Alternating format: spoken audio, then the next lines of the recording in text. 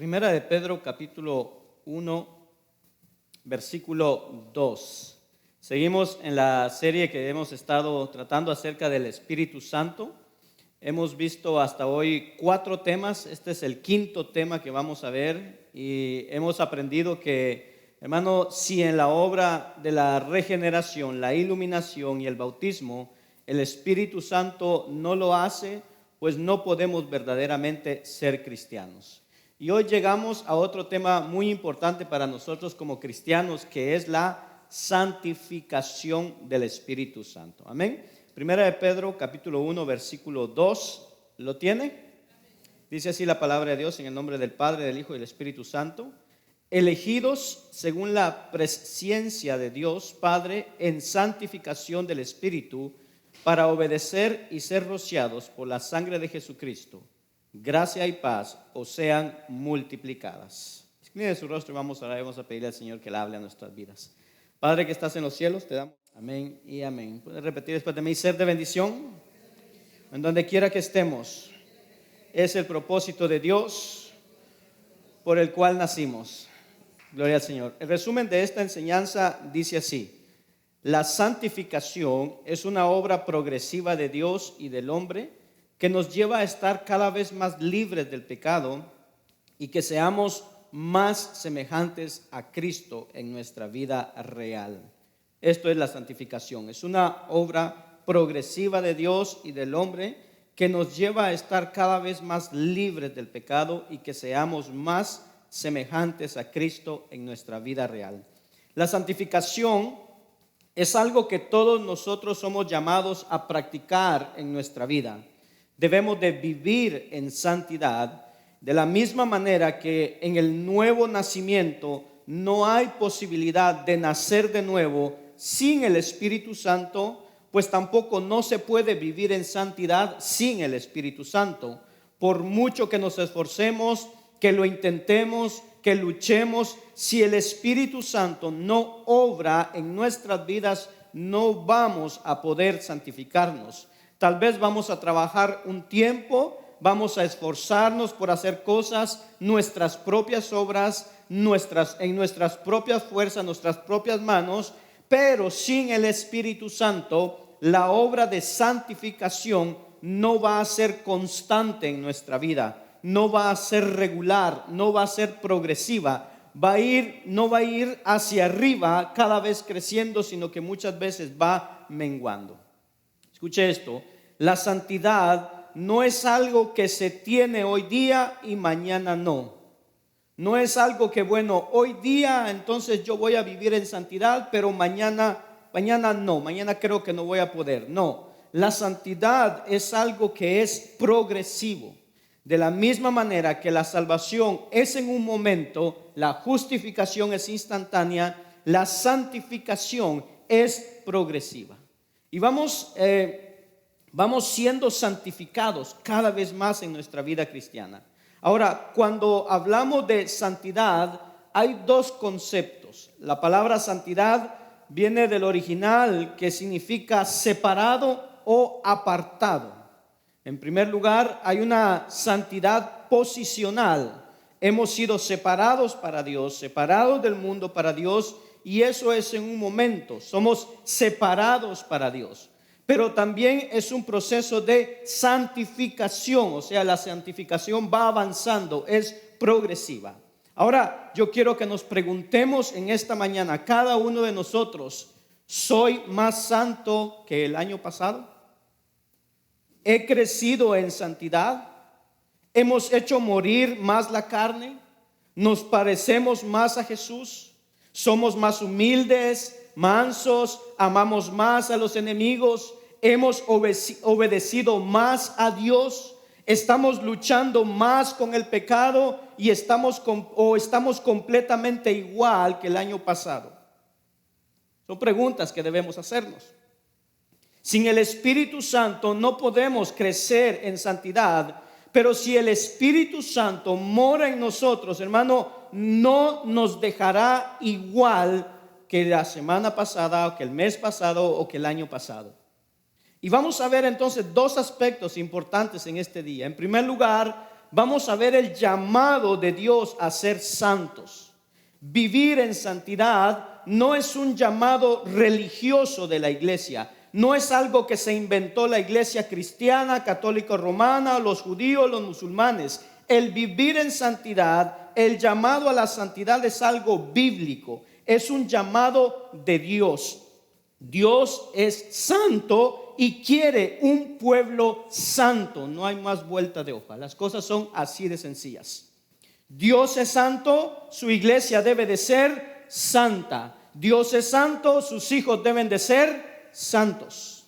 Entonces veremos en primer lugar ese llamado a esa santidad, y en segundo lugar veremos la importancia del papel del Espíritu Santo en esa santidad. Entonces vamos a ver esa llamada a la santidad y entender que es algo que Dios recalca en toda la Biblia. Porque la santidad muchas veces hoy parece que es algo antiguo, algo del pasado. Parece que es del Antiguo Testamento solamente. Y parece que en el Nuevo Testamento es el tiempo de la gracia y como que la santidad y el pecado ya no existen. Pero la santidad, hermano, cuando usted lee la Biblia, va desde Génesis hasta Apocalipsis. Dios quiere un pueblo santo y siempre, cuando usted lee la Biblia, siempre está la gracia, siempre está ahí presente. Y aún así, la gracia y la santidad, hermano, no son ideas que van separadas, son cosas que van juntas. Quien está bajo la gracia de Dios vive en santidad con Dios. Es así de sencillo. Dios quiere un pueblo santo. Levítico capítulo 19, versículo 2 nos dice esto: habla a toda la congregación de los hijos de Israel y diles: santos seréis, porque santo soy yo, Jehová, vuestro Dios. La primera cosa que Dios hace entonces es dar un aviso a su pueblo. Utiliza a Moisés para dar un anuncio a su pueblo y lo dice a toda la congregación de los hijos de Israel: jóvenes, hombres, mujeres, adultos, ancianos. No hay edad para vivir o no vivir en santidad. Para todos es el llamado. No es que, mire, los de 15 años se les tolera el pecado. No, los de 20 años se les tolera el pecado. No, a toda la congregación de Israel deben de ser santos. Y hoy día a veces creemos que los jóvenes tienen algunos permisos dados por Dios que los adultos no tienen. Es como que, mire, es que es normal. Mire, ese joven tiene sus hormonas y es normal que anda ahí tal vez con una novia, con 2 novias, con 3 novias. Pero es que es cristiano, sí, entonces no es normal. Hermano, ¿cómo vemos la vida cristiana nosotros? Hay personas en la iglesia que tienen la Biblia en la mano, pero tienen el mundo en la cabeza. Y ven la vida como el mundo la ve a pesar de ser cristianos. Su manera de ver la vida es todavía mundana.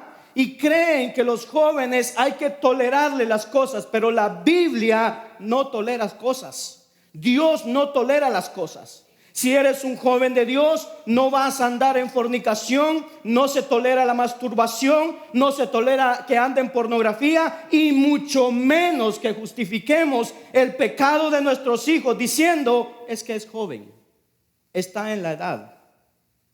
¿Qué es eso de estar en la edad? ¿Está en edad de qué? Porque el mundo dice que es que hay una edad en que los jóvenes fallan, hacen el tonto, desperdician su vida, pecan, se revuelcan en el lodo, y nosotros creyendo que están en la edad. Pero no, cuando leemos la palabra de Dios, vemos a un José que estaba en la edad y José se mantuvo santo. Timoteo era un joven y se mantuvo santo. Muchos hombres de las Escrituras eran santos y estaban en la edad de ¿qué? De ser santos para Dios. El apóstol Pablo, hablando con Timoteo, le da un mensaje claro. Timoteo era un joven, iba a tener un trabajo digno de un adulto, iba a ser anciano, pastor de una obra, pero le dice que la edad no importa, ¿Por qué? Porque Pablo le dice a Timoteo: ¿sabes qué, Timoteo? Que nadie tenga en poco tu juventud, sino sé ejemplo. Pablo no le dice a Timoteo: bueno, Timoteo, ¿sabes qué? Estás en la edad, no importa, mira, la gente te va a tolerar que sos un muchacho, que vas a ser inmaduro, que vas a cometer muchas tonterías en el ministerio. No, Pablo le dice: no, Timoteo, que nadie tenga en poco tu juventud, sé ejemplo. Y le dice: sé ejemplo a los creyentes. ¿En qué? En palabra, conducta, amor, espíritu, fe y pureza. Y nosotros le decimos a nuestros hijos: no hay problema, estás en la edad. No, si él es cristiano, es como Timoteo, y le vamos a decir: hijo, tengas 10, 18, 20, 21, 30, sé ejemplo en palabra, en conducta, en amor, en espíritu, en fe y en pureza. Eso es una cosmovisión bíblica. Dios llama a toda la congregación de Israel a ser santos: mujeres, hombres, adultos, jóvenes, niños. Todos son llamados a vivir en santidad. Algunos están esperando arreglar cosas en su vida para entonces dar un paso y entonces empezar a vivir en obediencia a Dios. No, hermano, es hoy el llamado a la santidad. Es para hoy, para todos los días de nuestra vida y para todos. Y Dios da el motivo por el cual quiere que usted y yo seamos santos, porque Dios nunca pide las cosas así por así. Nos pide las cosas por algo, y el llamado a la santidad tiene su origen y dice: santos seréis, le dice al pueblo, porque santo soy yo, Jehová vuestro Dios.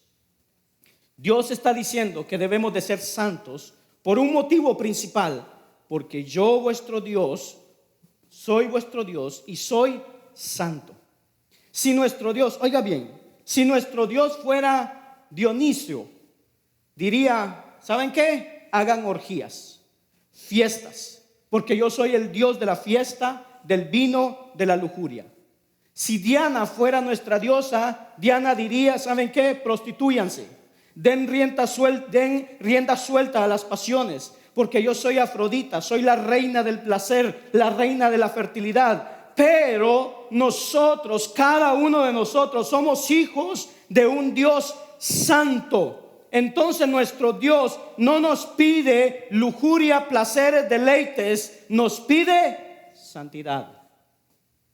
Hermano, no podemos, nosotros, cada uno de nosotros, podemos tomar el camino que queramos y podemos adorar a otro Dios. Y cada Dios que vamos a adorar nos va a pedir hacer lo que Él hace. El Dios de la fiesta pedirá que seamos fiesteros. El Dios del dinero pedirá que busquemos tener más dinero. El Dios de la fama, que busquemos más famas. Porque hay un Dios para todo en esta vida. Pero si adoramos a Dios, el único Dios verdadero, Él nos pide: sé santo porque yo soy santo. Y ahí está. El foco de nuestra vida debe ser vivir en santidad. Ahora podríamos pensar: no, esto es del Antiguo Testamento. Bueno, Hebreos capítulo 12, versículo 14. Ya no es Antiguo Testamento, ahora es Nuevo Testamento. Y nos dice: seguid la paz con todos y la santidad. ¿Y qué dice? Sin la cual nadie verá al Señor. Ya no es Antiguo Testamento. Ahora nos vamos al Nuevo Testamento. Mismo pedido de Dios: busca la paz y busca la santidad. Y ahora Dios viene y agrega un detalle. Antes dijo: deben vivir en santidad porque yo, vuestro Dios, soy santo. Pero ahora dicen: quien no vive en santidad no va a verme. Quien no vive en santidad no va a estar eternamente conmigo. Quien no vive en santidad no es salvo. No significa que no se va a salvar. Es quien no vive en santidad no es salvo. Son palabras distintas. Porque si yo digo: quien no vive en santidad no se va a salvar, parece que la salvación entonces yo me la gano haciendo un esfuerzo viviendo en santidad. Pero lo que yo he dicho es, quien no vive en santidad entonces no es salvo. Lo que significa es que quien no vive en santidad entonces es porque Dios no ha obrado en su corazón, no tiene el Espíritu Santo, no ha nacido de nuevo, porque no desea ese crecimiento en santidad. Amén. Ahora, hermanos, si la palabra santidad nos cae pesada, dudo mucho que hayamos nacido de nuevo. Porque entonces estamos haciendo las cosas con pesar y sin ganas, solo porque queremos garantizarnos una salvación eterna. Nosotros tendríamos que disfrutar de la palabra santidad, tendríamos que entender la palabra santidad, tendríamos que ver la palabra santidad como un regalo de Dios para nuestras vidas. Dios nos está dando la oportunidad de vivir en obediencia, de deleitarnos con sus mandamientos, de obedecer su ley perfecta, de agradarlo con nuestra conducta, de vivir una vida recta y bendecida, de ser bendecidos, bienaventurados en nuestro camino, de tener un matrimonio bendecido, una familia bendecida, de vivir, hermano, con la cabeza en alto, sin nada que ocultar y totalmente transparentes, sabiendo que vivo una vida justa y recta. Dios nos está dando la oportunidad de vivir en santidad, y todo eso es lo que trae vivir en santidad: bendición, bienaventuranza, tranquilidad, paz al corazón.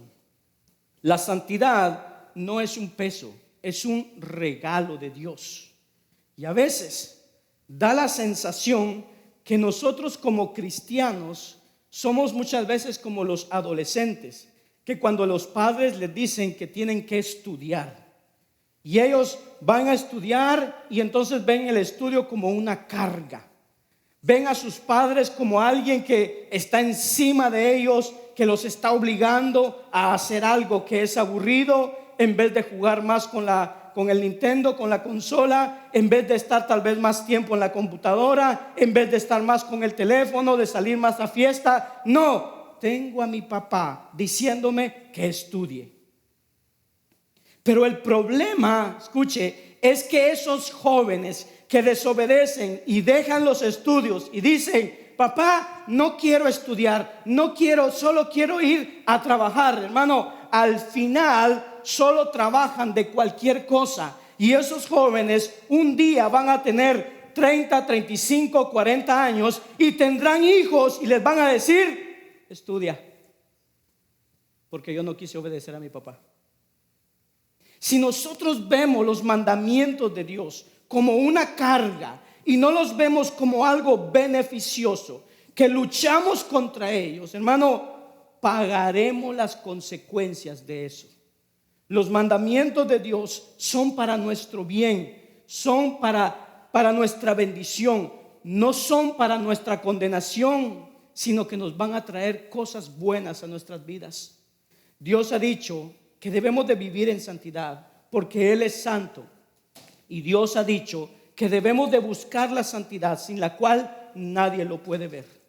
Escuche esto: la marca de un verdadero creyente que va a estar la eternidad en gloria es que vive en santidad.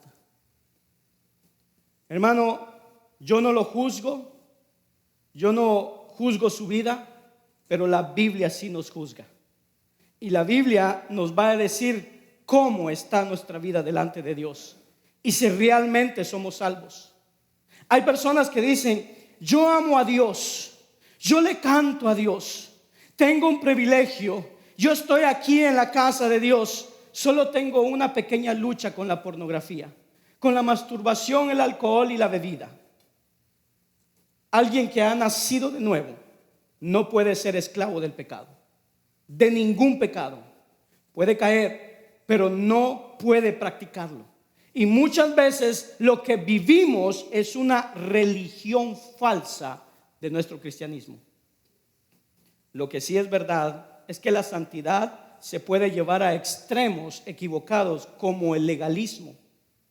Y entonces creer que porque la hermana tiene la falda más larga que la otra hermana, o que una hermana se pone maquillaje y la otra no, pues es más santa que la otra. Tenemos que entender también qué es la santidad, porque si no, nos puede llevar a vivir una vida que tampoco es santa realmente, ni en santidad. Y creemos que estamos viviendo en santidad cuando simplemente estamos solamente marcándonos normas que ni siquiera están en las Escrituras.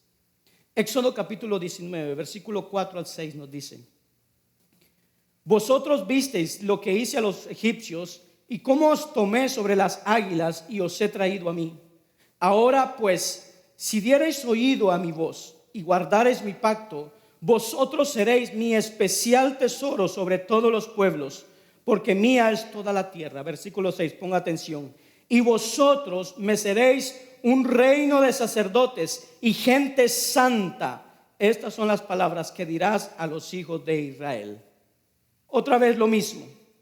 Moisés, Dios le dice que reúna a toda la casa de Israel y les diga: seréis santos porque yo soy santo. De la misma manera que Dios llama a Moisés y le dice: estas son las palabras que dirás a los hijos de Israel. Y mire lo que dice: vosotros me seréis un reino de sacerdotes y gente santa.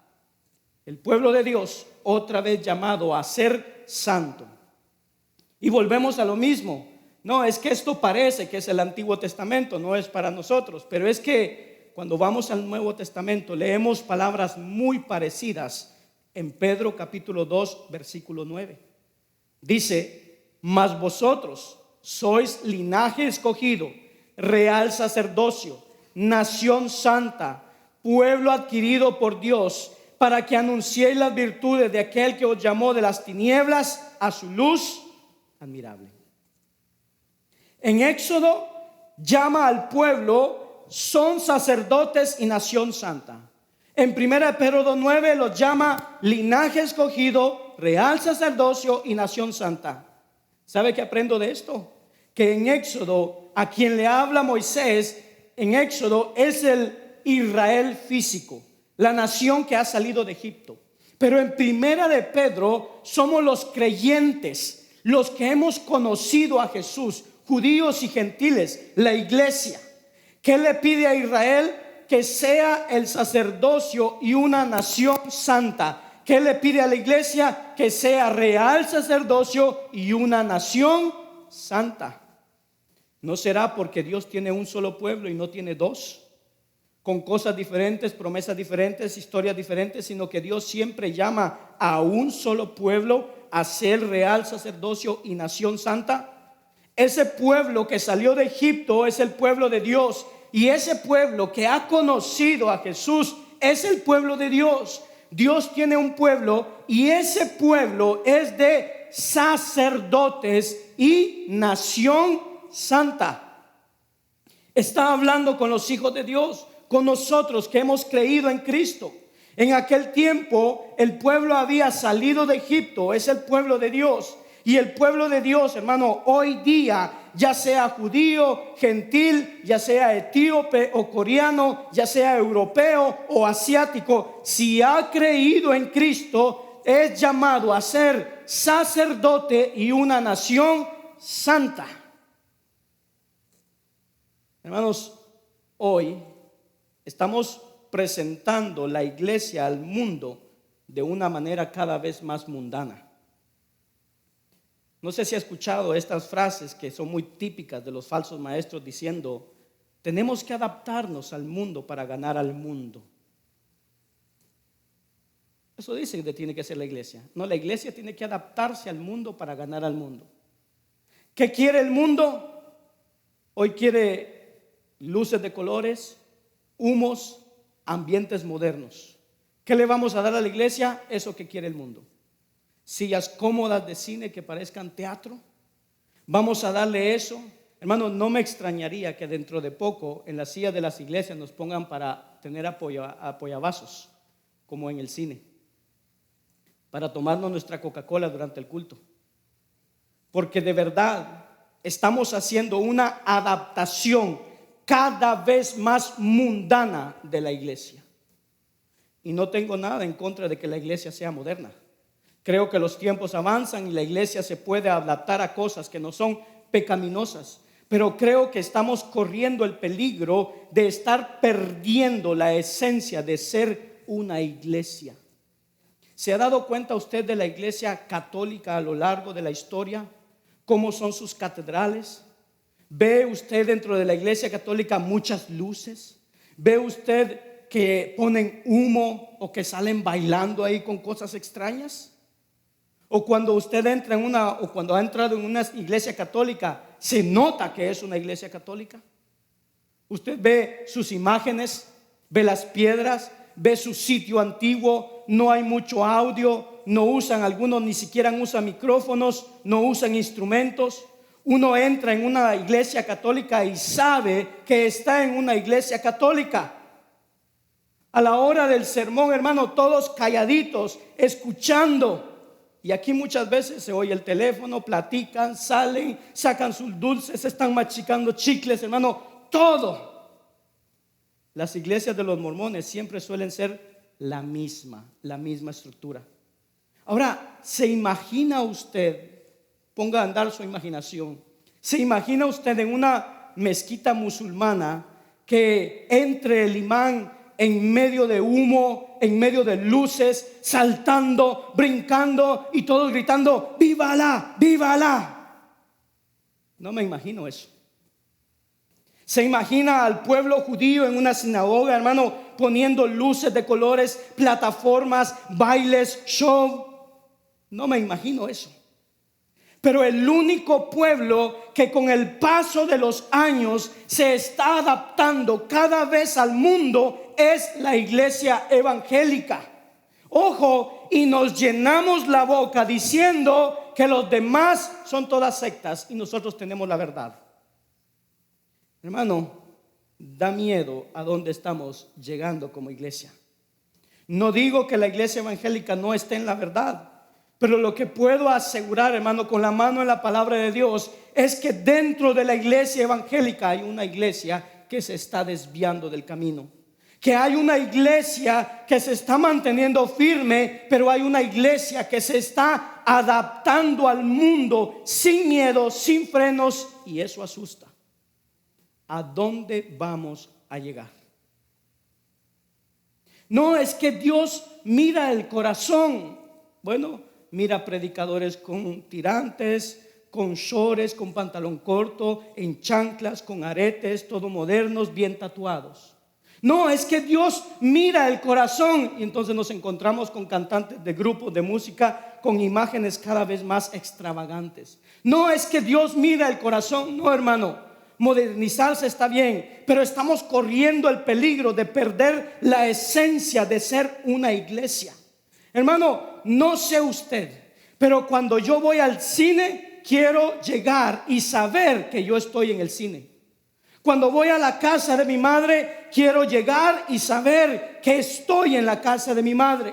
Y cuando voy a una iglesia, quiero llegar y sentir que estoy en una iglesia. No en un show, no en un concierto, no en un teatro, en una iglesia en donde vengo a darle culto a Dios, en donde cada visitante llega, hermano, y sepa que es una iglesia y que respete ese lugar, una iglesia como un templo de adoración a Dios. Porque, hermanos, somos un pueblo diferente.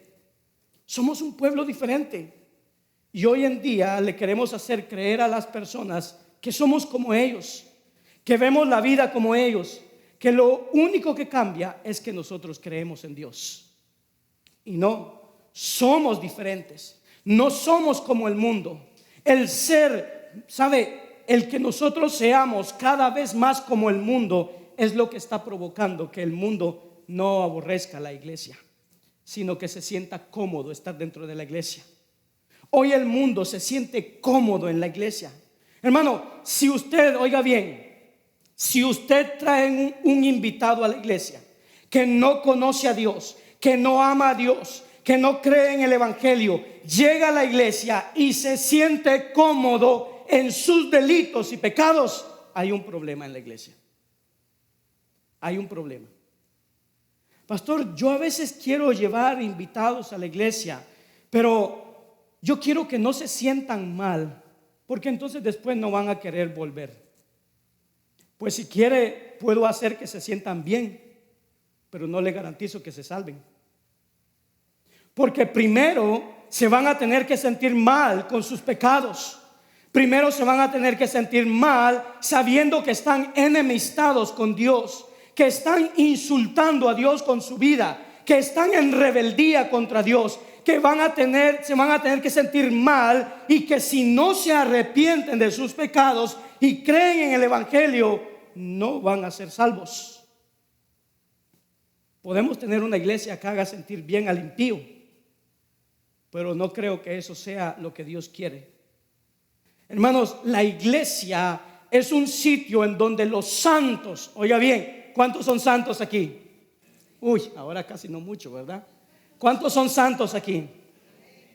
La iglesia es un sitio en donde los santos se sienten cómodos, porque cuando el pastor predica contra el pecado, se sienten libres. Cuando el pastor predica de la santidad, les agrada. Cuando el pastor predica de oración, les gusta porque viven en oración.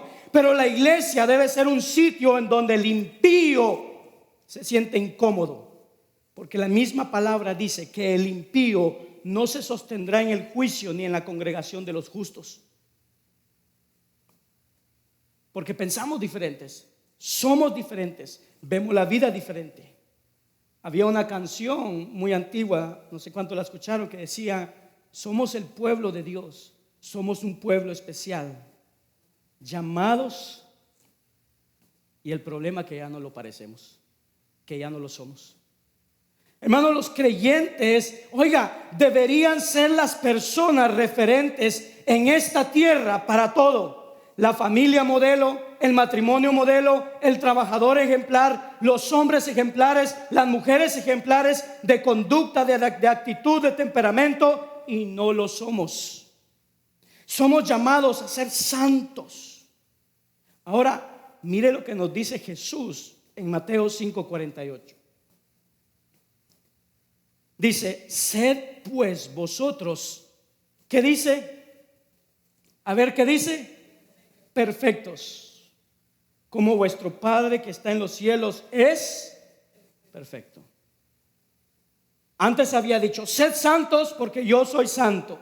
Y ahora dice, palabras de Jesús: sed perfectos porque vuestro Padre es perfecto. Pero muchas veces tenemos la visión del mundo que decimos: yo soy cristiano, no soy perfecto. ¿Ha visto esas frases por ahí en Facebook? Soy cristiano, no soy perfecto, sed perfectos. Eso está en la Biblia, sed perfectos. Yo no soy perfecto, yo soy cristiano, Dios está trabajando en mi vida. ¿Hasta cuándo? ¿Hasta cuándo va a estar trabajando? No, hermano, sed perfectos. Sé que no somos perfectos, sé que no soy perfecto, pero no puedo decir, compadeciéndome de mí y para que la gente me mire con ojos severos, no soy perfecto. No, tengo que ser perfecto. Me tengo que levantar cada mañana y decir: tengo que ser perfecto. ¿Por qué? Porque represento a un Dios que es perfecto. Tengo que ser como Jesús. ¿Cómo era Jesús? Perfecto. ¿Cómo actuaba Jesús? De una manera perfecta. ¿Cómo amaba Jesús? De una manera perfecta. ¿Cómo hablaba Jesús? Cuando Él hablaba, ¿cómo eran sus palabras? Perfectas. No hablaba de más, hablaba cuando tenía que hablar, decía las cosas que tenía que decir. Así tiene que ser nuestra vida, perfecta. Nuestra manera de tratar a la esposa, perfecta. De tratar al esposo, perfecto. De tratar a los hijos, perfecto. Y alguien puede decir: entonces, ¿acaso usted es perfecto? No, pero tiene que ser nuestra meta. Tenemos que ir cada día más a eso, a la perfección. Y hay dos tipos de personas: dos tipos de cristianos. Los que dicen, no soy perfecto, nadie es perfecto, y se sientan en la silla y se quedan cómodos para seguir de la misma manera. O las personas que dicen, sé que no soy perfecto, pero tengo que esforzarme para ser perfecto, y así debemos ser nosotros. No soy perfecto, pero voy a luchar cada día para cumplir estas palabras de Jesús. Sed perfectos como vuestro Padre Celestial es perfecto. Le pregunto, hermano, ¿se está preocupando por ser más perfecto? ¿Se está preocupando por vivir una vida perfecta? ¿Por tener un corazón perfecto? Porque es el llamado de Jesús. Hermano, no es un fariseo lo que lo dijo, no es ningún religioso, es Jesús que dijo estas palabras. ¿Para cuántos Jesús es su Señor? ¿Y qué dijo su Señor? Sed perfectos. Efesios 1:4. Según nos escogió en Él antes de la fundación del mundo, para que fuésemos santos y sin mancha delante de Él. Ese texto les gusta mucho a las personas o a los que enseñamos la elección incondicional, la predestinación. Dios nos escogió en Él antes de la fundación del mundo. Y es muy bonito, hermano, ese texto para dar doctrina.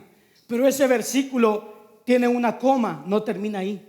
Dice que Dios nos escogió en Él antes de la fundación del mundo. Sí nos escogió. Y desde antes de que naciéramos somos escogidos. Pero el versículo sigue. ¿Para qué nos escogió? Para que fuésemos, ¿cómo? Santos. ¿Y qué más? Y sin mancha delante de Dios. Pastor, ¿cómo sé que Dios me ha escogido? ¿Vives en santidad? No, pues probablemente no te escogió Dios. Porque Dios nos escogió en Él antes de la fundación del mundo para que fuéramos santos y sin mancha delante de Él. Es un llamado a la santidad. 1 Tesalonicenses 4:3. Pues la voluntad de Dios es vuestra queja, vuestra tristeza. ¿Qué dice? No, fuerte, dígalo fuerte. ¿Qué es? Pablo en ese verso sigue hablando de que nos abstengamos de la inmoralidad, pero ve lo que dice: esta es la voluntad de Dios, vuestra santificación. No sé si alguna vez le ha pasado que se ha preguntado, ¿qué quiere Dios para mi vida? ¿Se ha preguntado eso? Porque es una de las preguntas que muchos cristianos se hacen, y muchas veces vienen y se la hacen a los pastores. Pastor, yo no sé qué quiere Dios para mi vida. Yo sí. Y Pablo lo dice claro: esta es la voluntad de Dios, vuestra santificación. Pastor, no sé qué quiere Dios de mí, que viva en santidad. Pastor, no sé qué quiere Dios para mí, que viva en santidad. Pastor, no sé cuál es el propósito de Dios para mi vida, que viva en santidad. Yo sé, hermano, a qué es lo que se refiere cuando dice que no sabe qué es lo que Dios quiere para usted en otros aspectos. Como no sé si me quiere para el ministerio pastoral, no sé si me quiere para evangelista, no sé si me quiere para esto o para lo otro. Pero escuche, mientras no sabemos las otras cosas, hay cosas que sí sabemos. Dios quiere que vivamos en santidad. Así que mientras averiguamos lo otro, vayamos cumpliendo la que ya conocemos. Hermano, hay gente que está parada en la iglesia haciendo nada, queriendo descubrir todos los propósitos de Dios para su vida, para entonces empezar a vivir como un cristiano. Pero ya hay cosas que Dios nos ha dicho a todos. Él dijo: id a predicar el evangelio a toda criatura. ¿Sí o no? Amén. Pues ya empecemos a hacer eso. Es que no sé qué quiere Dios para mi vida. Pues eso es lo que dice la palabra. La palabra dice: orad sin cesar. Ya podemos empezar. Pongámonos a orar mientras descubrimos las otras cosas. Dice: esta es la voluntad de Dios para vosotros, vuestra santificación. está escrito. Pues ya podemos empezar, hermano, a obedecer eso mientras descubrimos si Dios nos llama a ser pastor, evangelista, misionero o cirujano plástico. Pero mientras descubrimos otras cosas, vayamos haciendo las que ya nos han sido reveladas. Es muy curioso que hay un montón de gente queriendo averiguar cosas que todavía no sabe, pero no obedece las que ya sabe. Algunos dicen: yo quiero estudiar y entender el Apocalipsis. A ver, entiende, ama a Dios sobre todas las cosas y a tu prójimo como a ti mismo. ¿Lo obedece? No. Pues empecemos por hacer eso, porque no estamos haciendo ni eso y queremos entender el Apocalipsis. Hermano, hay muchas cosas en la Biblia que entendemos, hermano, y que tenemos delante de nosotros y las estamos desobedeciendo como para querer averiguar más. Cada cosa que entendemos en la Biblia es una orden nueva, un mandato nuevo, una enseñanza nueva, y no las estamos viviendo. Las pocas que ya sabemos no las estamos viviendo y queremos averiguar un montón de más. Cuando usted conoció al Señor, usted aprendió que había que orar, que había que compartir el evangelio, que había que estudiar la palabra. ¿Sí o no? ¿Aprendió eso? Hay que orar, hay que compartir el evangelio y hay que estudiar la palabra. Pero viene un joven y se casa, y entonces el pastor le dice: bueno, ahora te voy a enseñar más de la Biblia. Te voy a decir cómo debes de ser como esposo, sin dejar de hacer lo otro. Tienes que seguir orando, tienes que seguir compartiendo el evangelio, tienes que seguir estudiando la palabra. Solo que ahora te diré otras cosas como esposo. Y como esposo te digo: ama a tu esposa como Cristo amó a la iglesia, que se entregó a sí mismo por ella. Trátala como a vaso más frágil. Y dentro de un tiempo ese muchacho entonces ahora es padre. Bueno, ahora no dejes de hacer lo anterior como cristiano y como esposo. Y ahora además tienes que disciplinar a tu hijo, criar en el temor del Señor a tu hijo, enseñarle la palabra, leerla con él, enseñarle la ley de Dios. Pastor, encontré un trabajo perfecto. Pues ahora sigues haciendo lo de un cristiano, lo de esposo, lo de padre, y ahora te voy a enseñar cómo tiene que ser un trabajador. Tienes que servir a tu jefe como al Señor, en amor, no quejándose, no murmurándose, obediente. Pastor, creo que el Señor me está llamando al ministerio. ¿Seguro?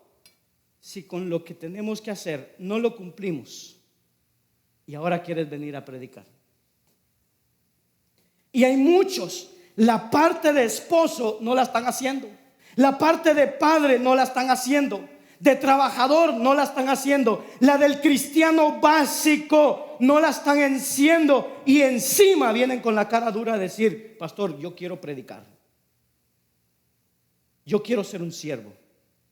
¿En serio? ¿En serio?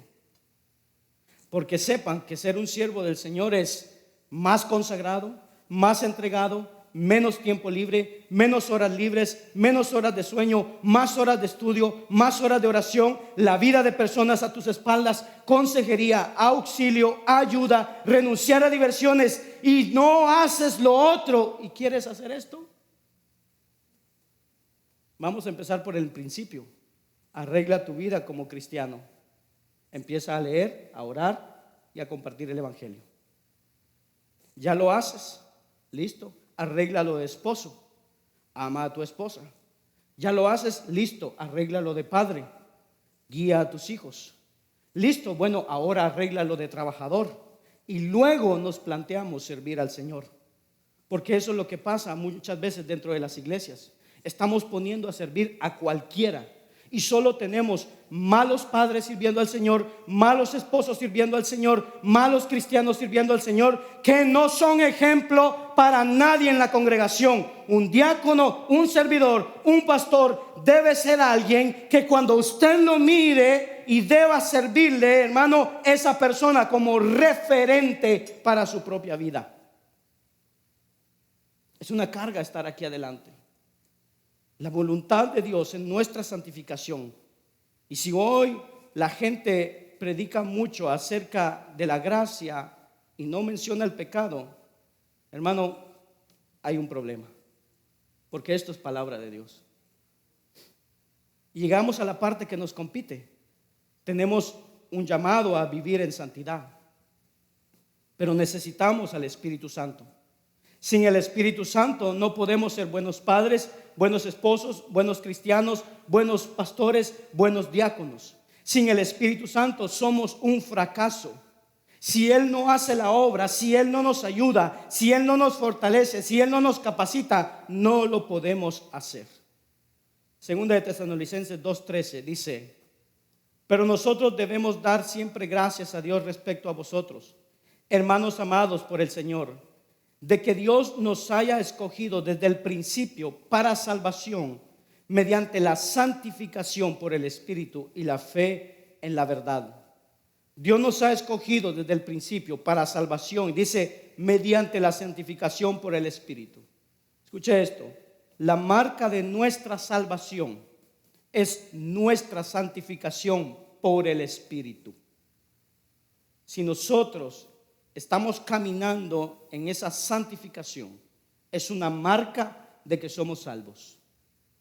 Si del día de mañana yo no renuncio más al pecado, pues es una marca que yo no he nacido de nuevo, que sigo como la gente del mundo.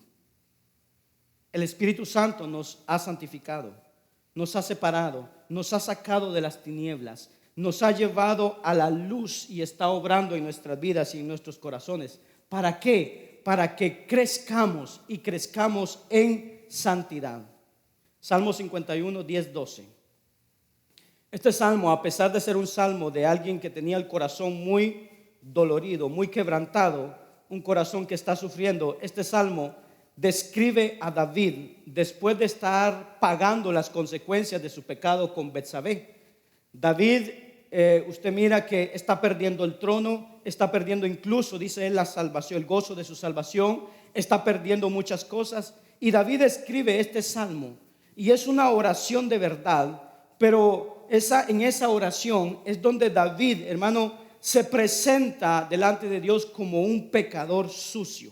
Reconoce la maldad de su corazón y levanta esta oración y un pedido a Dios. Y dice el Salmo 51:10: crea en mí, oh Dios, un corazón limpio y renueva un espíritu recto dentro de mí. ¿Qué nos enseña esta frase? Que David, hermano, no lo puede hacer él. Que David no puede limpiar su corazón, no puede renovar su espíritu, no puede andar en rectitud, no puede, hermano, renovarse él mismo. Y entonces se lo pide a Dios: crea en mí, oh Dios. David necesita que el Espíritu Santo obre en él para limpiar su corazón, para andar en rectitud. David era un hombre conforme al corazón de Dios. Había obedecido a Dios, había visto la gloria de Dios, había sido escogido por Dios para ser rey, pero se dio cuenta, hermano, que si Dios no hacía las cosas en él, era un pecador como los otros, era tan malvado como los otros. David no solo pecó con la mujer de Urías, sino que dice que mandó a Urías a la batalla para que lo mataran en la batalla.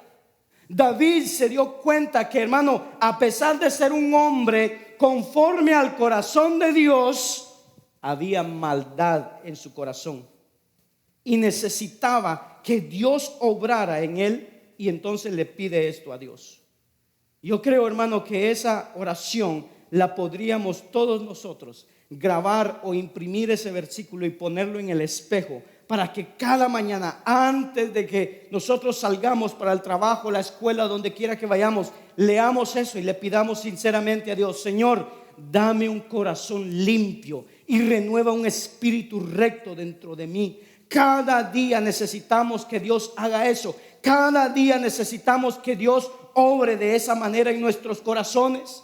Y sigue diciendo David: no me eches de delante de ti, no quites de mí, ¿qué dice? Tu Santo Espíritu. David sabe, hermano, que si Dios quita ese espíritu de él, él está vendido, abandonado al pecado y a la maldad. David sabe, hermano, entiende todo eso. Y él sabe que sin el Espíritu Santo, hermano, está perdido, está en el lodo y la inmundicia. Por eso le dice: Señor, dame un corazón limpio, renueva un espíritu recto dentro de mí. No me eches de tu presencia, no quites de mí tu Santo Espíritu. David, hermano, estaba perdiendo todo: el trono, estaba perdiendo a sus hijos. Había visto, hermano, a sus hijos ser asesinados por otros hijos. Estaba perdiendo la gloria, la fama, lo estaba perdiendo todo. Pero la única cosa que le pide a Dios es no perder el Espíritu de Dios. ¿Se da cuenta cuando uno se da cuenta qué es lo más importante en nuestra vida? Y cuando uno sabe que Dios es lo más importante, uno pide esto. Le voy a traducir lo que David está diciendo. David diría en estas palabras: Señor, que me quiten el trono, el palacio, las mujeres, el dinero, la fama, pero no me quites tu Espíritu Santo. Le pregunto, hermano, ¿le damos ese valor nosotros a Dios? ¿O diríamos: Señor, prefiero no sentir tu Espíritu, pero no me quites el trabajo, la comida, el dinero, la familia? Tu presencia, Señor, es lo de menos. Porque a veces, si para ganar más dinero tengo que dejar de venir los domingos a la iglesia, no me importa. Y a lo mejor Dios tenga que llevarnos a estar como David para entender qué es lo más importante para nuestras vidas. David se dio cuenta que era lo más importante. Y no era el reino, no era la fama, no era la gloria, era el Espíritu de Dios que moraba en él. Era el tesoro más precioso de David. Ahora mire lo que le dice: vuélveme el gozo de tu salvación. Oiga la oración de David: vuélveme el gozo de tu salvación. David era salvo, sí. Dios dice que es un hombre conforme al corazón de Dios, sí. Pero David había perdido el gozo de la salvación. Hermano, ¿sabe qué hace el pecado en nosotros? No nos quita la salvación. Si cae en pecado, no se va a ir al infierno. Si es un hijo de Dios, tarde o temprano se va a levantar y va a volver a caminar con Dios, porque el Espíritu Santo es el encargado de levantarlo y santificarlo otra vez. Pero cuando estamos en pecado, vamos a estar aquí adentro en la iglesia y no vamos a sentir el gozo que antes sentíamos. Y muchos, por no decir todos, ya hemos pasado alguna vez por ahí. Hermano, ¿usted siente el gozo como en los primeros días, en el primer amor con el Señor? ¿Es ese mismo gozo que sentía al venir a la iglesia? ¿Es ese mismo gozo que sentía cuando levantaba sus manos y alababa a Dios? ¿Es ese mismo gozo, hermano, de estar con los hermanos? ¿Es ese mismo gozo de leer la palabra de Dios? ¿Es ese mismo gozo de escuchar una predicación? O muchas veces las caídas que hemos tenido en el camino han apagado ese gozo. No ha perdido la salvación, pero es posible que haya perdido el gozo de los salvos. Hay mucha gente que está viviendo, hay mucha gente que está viviendo ahora en este instante una fe, pero que la vive, hermano, como que lo van empujando, como que lo van ahí dándole empujones, pero sin gozo y sin alegría. Vienen a la iglesia y no tienen ánimo de nada. Oran en la casa, si es que oran en la casa y leen la Biblia, si es que la leen, y solo es, hermano, para no sentir una culpa. Pero no les nace, no se gozan en eso. ¿Por qué? Porque el mundo o el pecado le ha quitado el gozo de los salvos. Hermano, no tenemos que ir a Dios y decirle: Señor, devuélveme las ganas. No, hermanos, arreglemos nuestras vidas, dejemos el pecado, congreguémonos y las ganas van a venir. Pero si nos quedamos en casa, vamos a seguir así. No vamos a tener ese gozo. Y le digo una cosa, y es una noticia trágica que le voy a decir. Y usted podrá decir: a mí no me va a pasar. Hablaremos el próximo año. Pero si la cosa sigue así, va a ir empeorando cada vez más. No solo no va a recuperar el gozo, sino que va a ir peor, cada vez más lejos, cada vez más fríos, cada vez menos ganas, cada vez menos deseo, y cuando se dé cuenta va a mirar a su alrededor y ya no va a tener ningún vínculo con la iglesia. Porque el malestar espiritual, hermano, si uno no le pone remedio, no es algo que se queda estancado. Oiga, nadie se queda estancado en la fe. O vamos para arriba o vamos para abajo, pero nadie se queda estancado. Y en el amor del Señor se lo digo a cada uno de los que estamos aquí: empecemos a ir para arriba, porque algunos están cayendo y de picada, hermano, y van a acabar muriendo, y va a ser trágico que a lo mejor sea una evidencia de que nunca nacieron de nuevo. Simplemente fueron simpatizantes del evangelio. Hermano, no lleguemos a comer algarrobas con los cerdos para decir: quiero volver a la casa con mi padre. No lleguemos a eso, porque posiblemente regresaremos, nos van a abrazar, nos van a recibir, se van a alegrar por nuestro regreso, pero en ese camino, hermano, van a haber muchas consecuencias trágicas que pueden lastimar nuestra vida. La historia del hijo pródigo es hermosísima, pero yo no quiero ser ese hijo que se va a comer algarrobas con los cerdos. Hermano, nosotros ya estábamos allá comiendo algarrobas con los cerdos. Ya, hermano, ya hemos vuelto a la casa de nuestro padre. Ya lo conocimos, estamos en casa. ¿Para qué volver a comer algarrobas si ya sabemos lo malo que hay afuera? Isaías capítulo 32, versículo 15 al 17. Dice: hasta que sobre nosotros, oiga bien, hasta que sobre nosotros sea derramado el Espíritu de lo alto. Note lo que dice: cuando se derrame sobre nosotros el Espíritu de lo alto, ¿qué provoca ese Espíritu? Oiga, el desierto se convierta en campo fértil, el campo fértil sea estimado por bosque, y habitará el juicio en el desierto, y en el campo fértil morará la justicia, y el efecto de la justicia será paz, y la labor de la justicia, reposo y seguridad para siempre.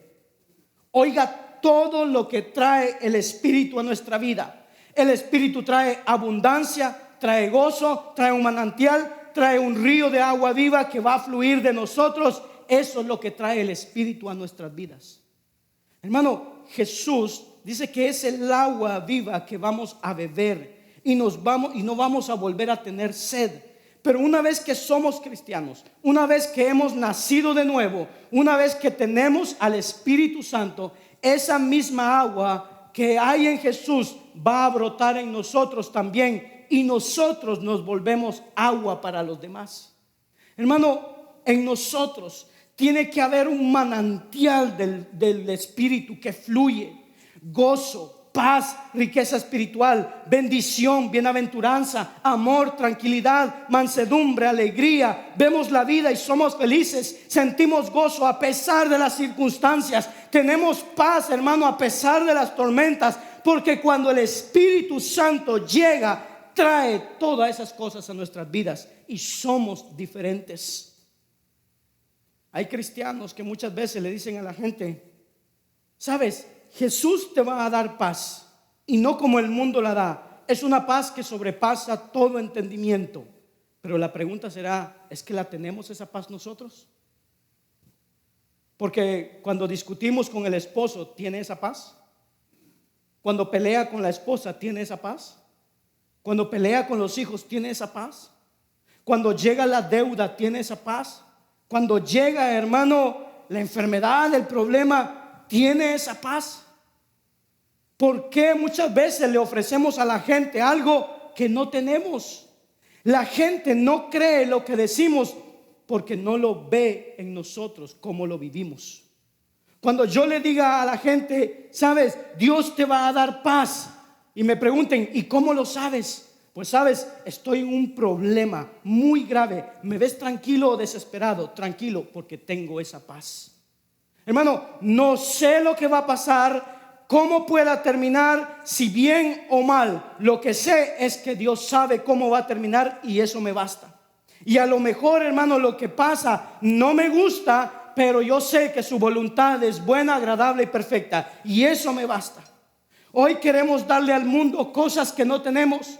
En la iglesia muchas veces se predica y se enseña: Dios restituye las familias. Pero los que vienen a la iglesia, la esposa sentado por un lado, el esposo sentado por el otro, no vienen juntos, no hablan, familias separadas, cada uno se sienta en su lugar, no se saben si están casados, viudos, solteros o divorciados. No se sabe nada porque no parecen familia aquí. Y si no parecen familia aquí, no creo que lo sean en la casa. Y le vamos a decir a la gente: Dios restituye familias. ¿Cómo nos llevamos con los hijos? ¿Cuánta paz, cuánto amor, cuánta comunicación hay en casa para decirle a la gente eso? Hermano, debemos de empezar de dejar a decirle a la gente: ¿sabes? Dios puede restaurar tu matrimonio, Dios puede ayudarte, y empezar a decir a la gente: ¿sabes? Ven a la iglesia y ven nuestras vidas, ven nuestras familias, cómo han sido restauradas, y Dios lo puede hacer así con tu vida. Pero a falta de ejemplo, necesitamos más palabras. Hermanos, deberíamos ser un pueblo santo. Y un pueblo santo no solo lo dice, lo demuestra.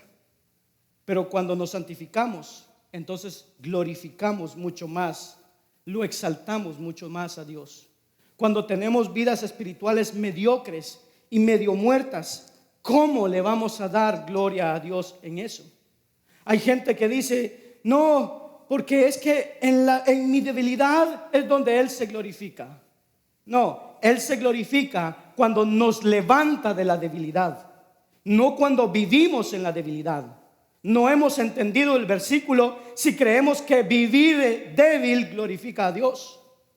Lo que glorifica a Dios es que estamos débiles, pero Él nos fortalece y nos levanta. Eso es lo que exalta a Dios. Quedarnos débiles no muestra a un Dios muy fuerte, pero levantar al caído sí muestra a un Dios fuerte.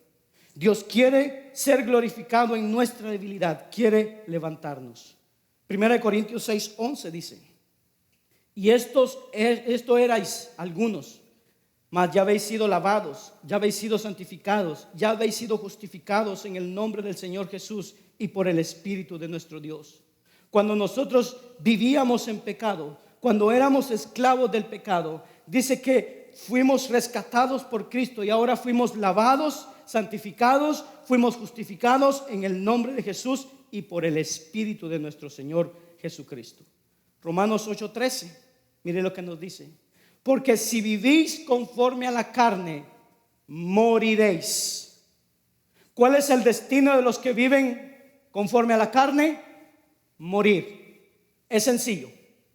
No hay que hacer un máster, no hay que estudiar en Harvard, es fácil. Hermano, la Biblia es fácil, aceptarla es lo complicado. Pero es sencillo. Quien vive en la carne, al infierno de cabeza. Pastor, usted es muy radical, pero eso es lo que dice la Biblia. El salario del pecado es muerte. ¡Qué radical! Quien vive conforme a la carne morirá. ¡Qué radical es usted! Pero está aquí, es la Biblia. Llame a Pablo radical o al Espíritu Santo fanático, pero está escrito en la Biblia. Pero al contrario dice: mas si por el Espíritu hacéis morir las obras de la carne, ¿qué dice? Viviréis. ¿Qué debemos hacer morir? Las obras de la carne. Y dice que las hacemos morir por el Espíritu.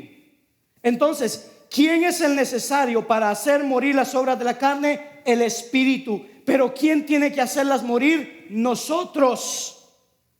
Él no dice: el Espíritu hará morir las obras de la carne en ustedes. No, dice: ustedes las harán morir por medio del Espíritu.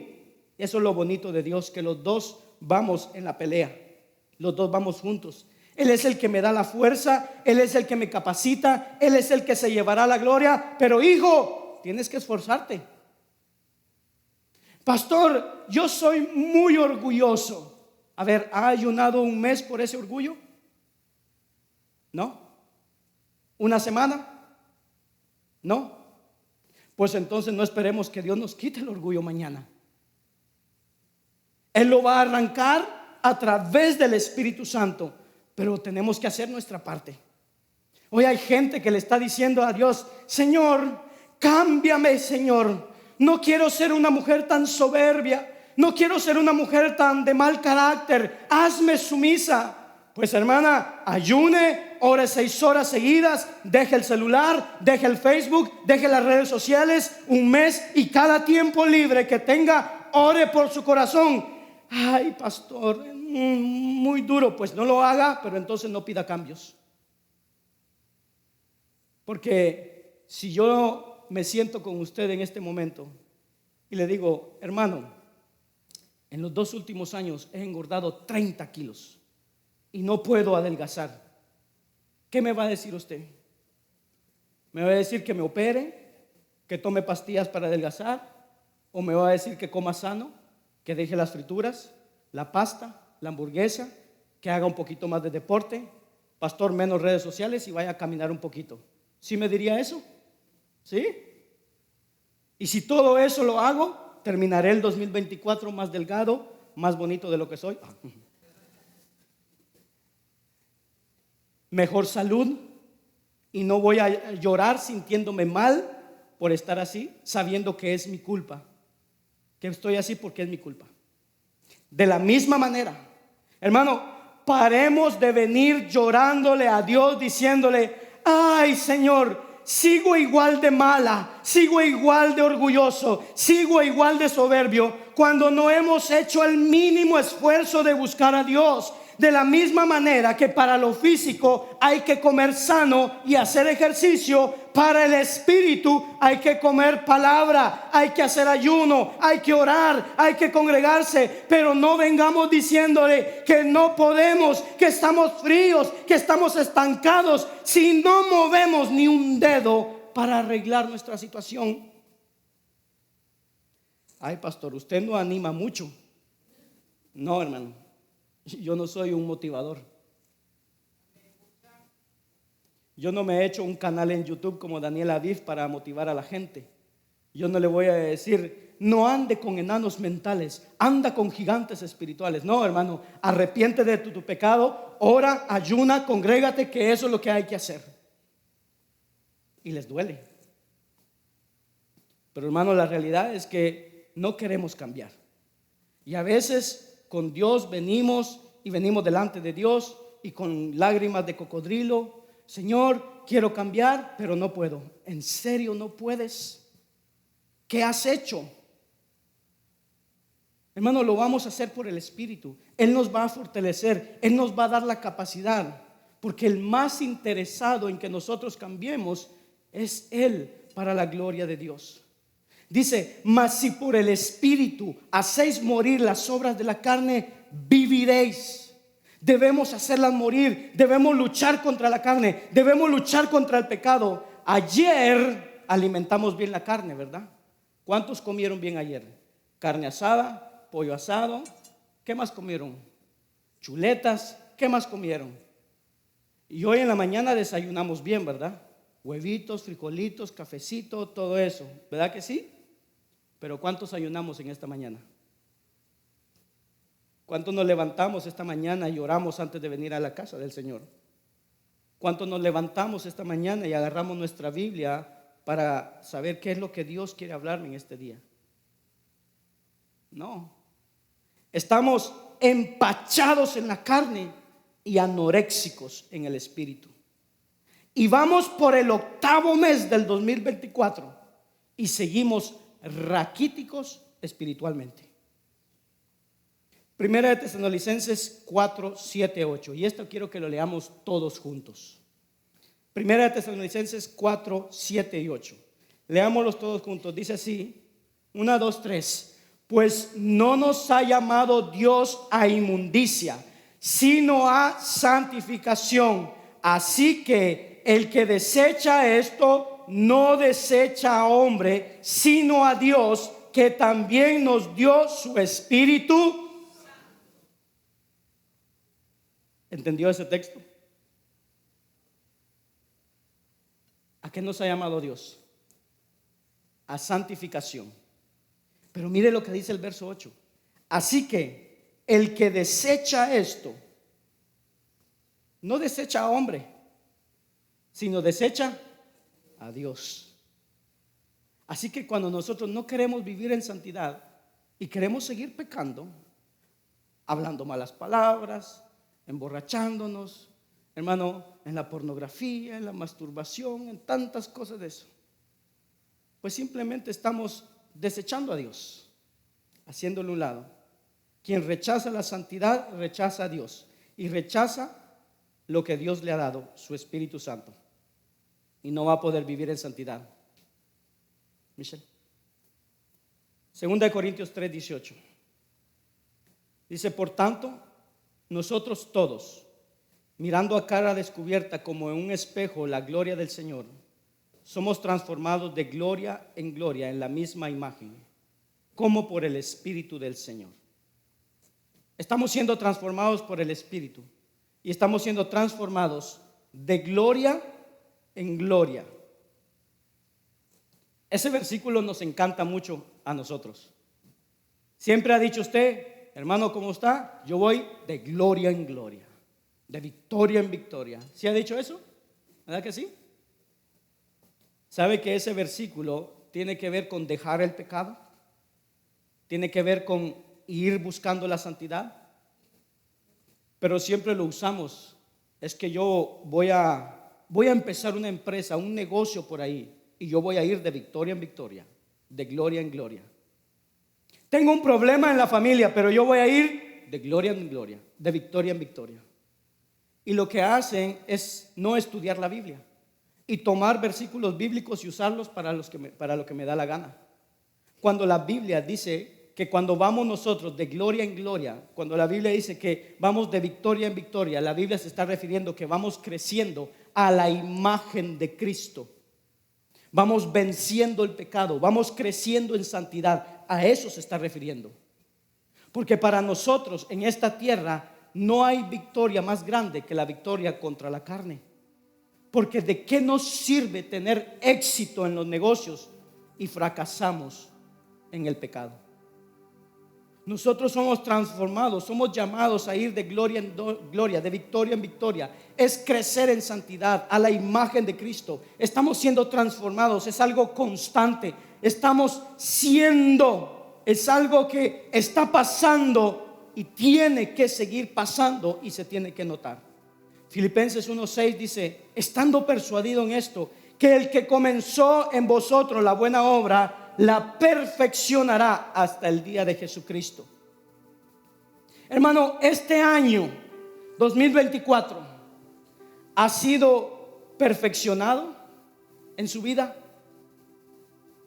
Este año, hermano, ¿qué está pasando? ¿Estamos siendo perfeccionados?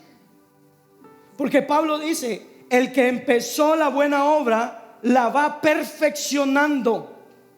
Y si no está perfeccionando, ¿por qué puede ser? Escuche, ¿cuál es la prueba de que Dios está obrando en nosotros? Que estamos siendo perfeccionados. Si no he sido perfeccionado, pues es posible que la obra no haya empezado. No sé si soy yo que veo las cosas así y que no las entiendo. Porque no veo, hermano, que diga: el que empezó la buena obra, pues se quedará estancado hasta que Cristo venga. El que empezó la buena obra, pues estará frío espiritualmente hasta que Cristo venga. No, dice: el que empezó la buena obra la va perfeccionando hasta el final.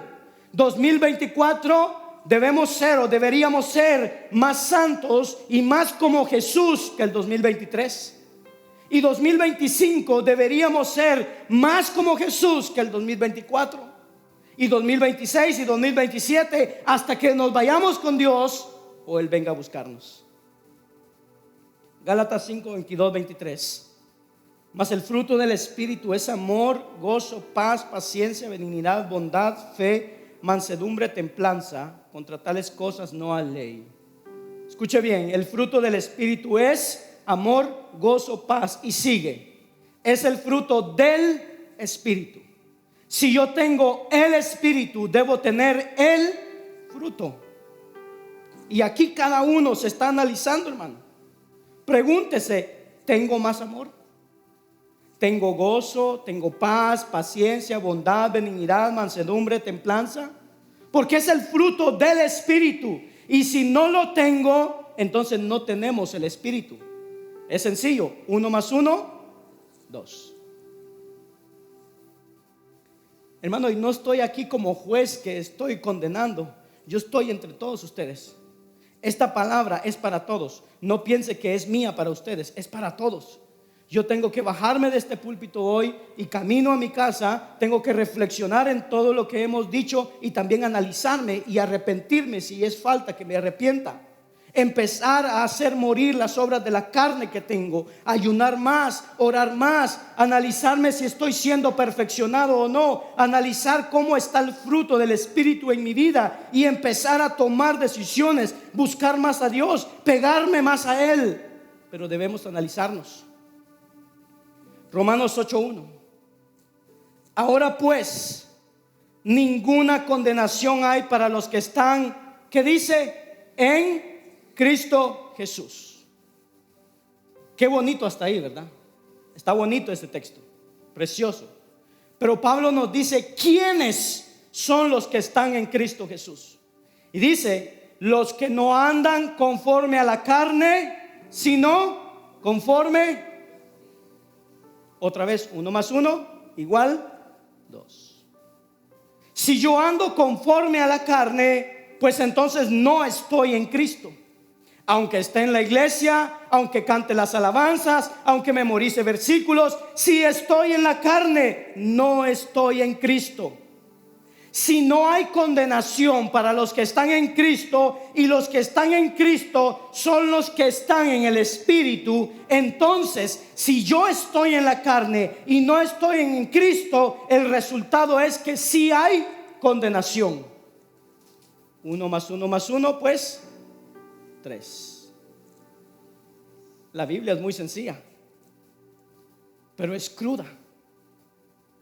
Por eso muchas veces, a veces prefiero no leerla, buscarme en YouTube un mensajito por ahí de cómo ser buen marido, quedarme tranquilito con un mensaje que me motive, que soy un campeón, que soy el mejor. Porque si yo leo la Biblia, tengo el peligro de darme cuenta que probablemente no soy cristiano. Y terminamos con el versículo que empezamos, 1 de Pedro 1:2. Elegidos según la presencia de Dios Padre en santificación del Espíritu, para obedecer y ser rociados con la sangre de Jesucristo. Gracia y paz os sean multiplicadas por la obra santificadora del Espíritu Santo. ¿Quién hace la obra santificadora? Es el Espíritu.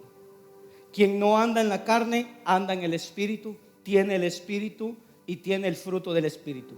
La vida de santidad depende totalmente del Espíritu. Sin el Espíritu, probablemente vamos a ser uno de los que dicen, yo quiero, pero no lo consigo. Y ese es un problema. Si no lo conseguimos, es posiblemente porque estamos queriendo hacer las cosas espirituales cuando no tenemos al Espíritu. Pero si el Espíritu Santo está en nosotros, haremos morir las obras de la carne, veremos el fruto del Espíritu crecer en nosotros y nosotros creceremos en santidad. Póngase de pie, vamos a orar.